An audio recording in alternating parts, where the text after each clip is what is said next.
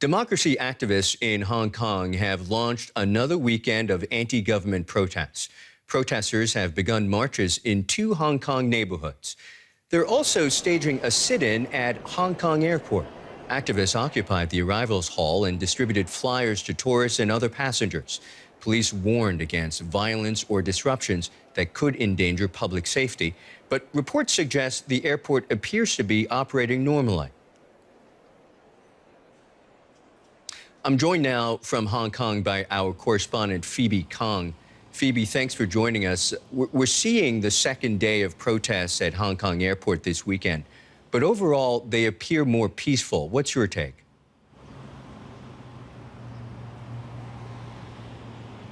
There are various formats of protests happening in Hong Kong right now. Weekends, as you have mentioned earlier, peaceful assemblies now being held at the airport.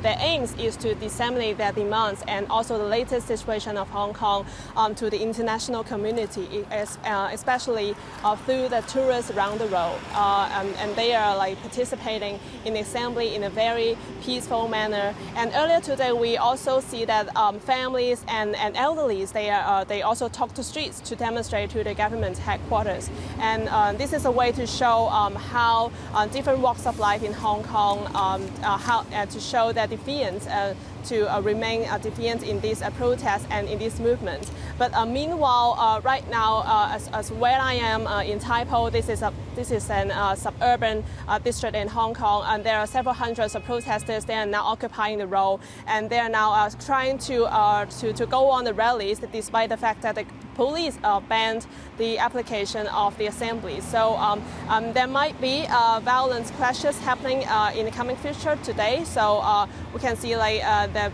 protesters from different groups, they are now taking different approach to continue their movement. Phoebe, have the protesters made a conscious decision to change their tactics after heeding warnings from both Beijing and Hong Kong's military that they were basically crossing red lines?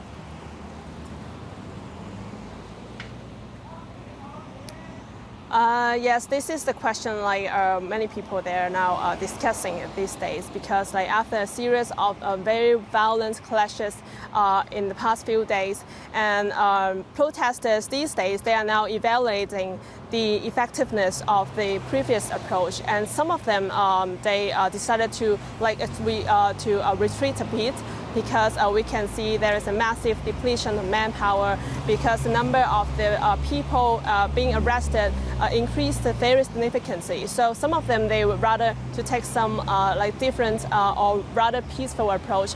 But that is not something. But that doesn't mean that they are not given up the radical approach, because some of them they are still insisting that this kind of radical approach is big enough to pressure the government. So they're now at a stage to trying to reorganize their movement. But I think both tactics, they will still to proceed in the future. So peaceful for now, but not necessarily giving up the radical approach. Phoebe Kong in Hong Kong, thank you so much.